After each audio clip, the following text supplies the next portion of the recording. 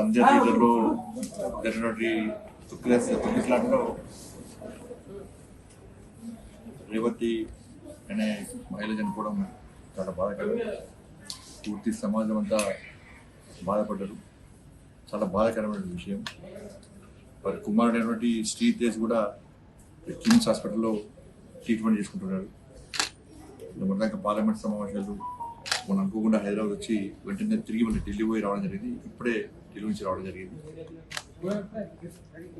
ఈరోజు మన బాబుని చూసిన తర్వాత చాలా బాధ అనిపిస్తున్నది. చిన్న బాబు, డాక్టర్లు కోలుకుంటున్నారని చెప్పి డాక్టర్లు చెప్తున్నారు. కూడా కోలుకోవాలని చెప్పి అందరం భావించారు. ప్రతి ఒక్కరు కూడా ఆ బాబు క్షేమం కోసం.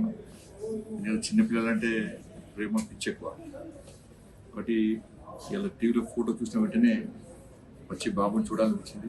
తప్పకుండా బాబు కోలుకోవాలని చెప్పి నేను నమ్ముకున్న అమ్మవారిని ప్రార్థిస్తున్నాను. చిన్న బాబు కాబట్టి కొంచెం రోజు కొంచెం కోలుకునే అవకాశం ఉందని చెప్పి డాక్టర్లు చెప్తున్నారు. కేవలం చూడడానికి మాత్రమే వచ్చింది. ఇప్పుడు రాజకీయాలు మాట్లాడే టైం కాదు. వీళ్ళు వాళ్ళని తిట్టుకోవడం, వాళ్ళు వీళ్ళకి దయచేసి పని చేద్దాం. సమస్యలను రాజకీయ కోణంతో చూసే ప్రయత్నం చేయదు.